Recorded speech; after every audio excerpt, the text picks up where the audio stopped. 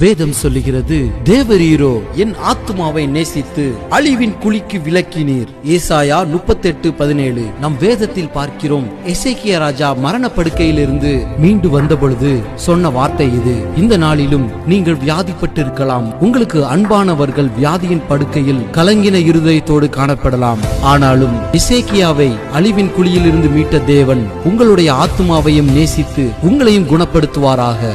ஆமென். ரட்சகரே, சுகம் தரும் என்